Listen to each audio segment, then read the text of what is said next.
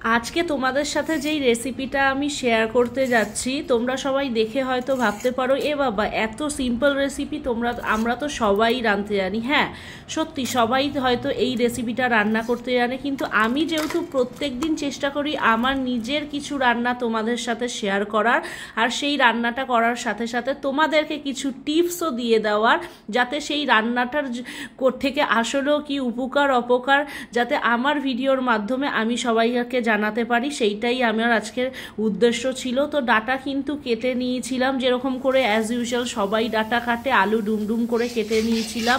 কড়াইয়ের মধ্যে অল্প পরিমাণ তেল দিয়ে দিয়েছিলাম, কেন কি বেশ কিছুদিন ধরে আমি একটু তেল মশলা কম, যতটা আগে ব্যবহার করতাম তার থেকেও কম ব্যবহার করছি। আর কড়াইয়ের মধ্যে অল্প কিছুটা কালো জিরে ফোড়নের জন্য দিয়ে দিয়েছিলাম, একটুখানি নাড়াচাড়া করে কিন্তু কেটে রাখা ডাটা আর আলুটা দিয়ে দিয়েছিলাম ভাজার জন্য। আর ভাজতে ভাজতে সাইডে যেহেতু ডাটা আলু পোস্ত বানাবো সেই জন্য পোস্তটাও শিলে বেটে নিয়েছিলাম। হ্যাঁ মিক্সির মধ্যেও কিন্তু একদম শিলের থেকেও ভালো মানে পোস্ত বাটা যায়, কিন্তু শিলে পোস্ত বাটার কিন্তু একটা আলাদাই রকম টেক্সচারটা আসে। তো আমি কিন্তু এখানে শিলেই বেটে নিয়েছিলাম কাঁচা লঙ্কা আর পোস্ত। আর হ্যাঁ তোমাদেরকে তো বলাই হয়নি যে এই ডাটা পোস্তটা কখন খেলে ভালো লাগে, বেশি ভালো লাগে যখন তোমাদের প্রচণ্ড শরীর খারাপ হবে, জ্বর হবে, মুখে একদম রুচি আসবে না।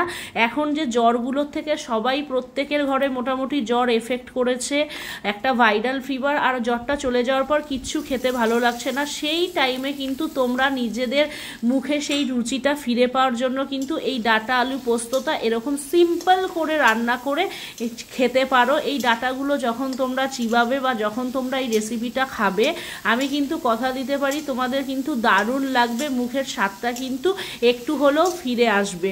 আর হ্যাঁ তার সাথে অন্যান্য খাবারগুলো অবশ্যই খেতে হবে, কেন কি এই জ্বরটা আসার পর কিন্তু সত্যি প্রত্যেকটা মানুষ খুব দুর্বল হয়ে পড়ছে, সেই জন্য অন্য খাবারও খেতে হবে।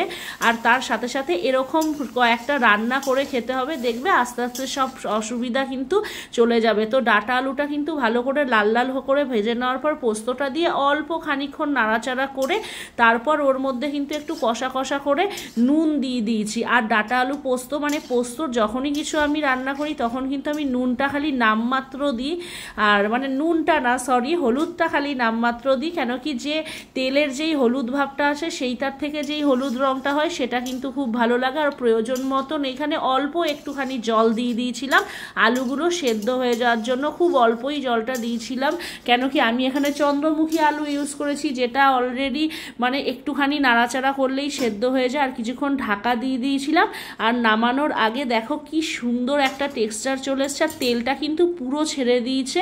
আর নামানোর আগে কিন্তু আমি ওপর দিয়ে কিন্তু একটুখানি কাঁচা তেল ছড়িয়ে দিয়েছিলাম।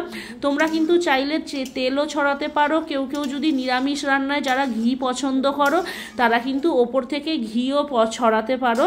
দিয়ে কিন্তু এই রেসিপিটা অনায়াসে গরম ভাত, কিংবা আমরা কিন্তু খেয়েছিলাম গরম ভাত ঠান্ডা করে লেবু দিয়ে জল ঢালা ভাত আমি খেয়েছিলাম। আর কর্তামশাই দেখো খাওয়ার সময় একদমই ও ভিডিও করতে ভোলে না।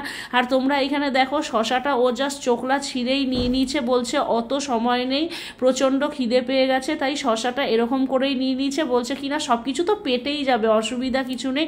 আর এখানে দেখো ও কিন্তু একদম গরম গরম ভাতের সাথে খেয়েছিল, আর গরম গরম ভাতের সাথে যে কোনো রকমের পোস্ত খেতে কিন্তু অসাধারণ লাগে, আমাদের পরিবারের সবারই খুব প্রিয় গরম ভাতের সাথে পোস্ত, সেটা যাই কিছু পোস্ত হোক। আর এই ডাটাগুলো কিন্তু ভেতরে একটু মোটা মোটা ছিল, শ্বাসটা কিন্তু ব্যাপক লাগছিল। তোমরা কিন্তু অবশ্যই এই রেসিপিটা বাড়িতে একবার ট্রাই করো।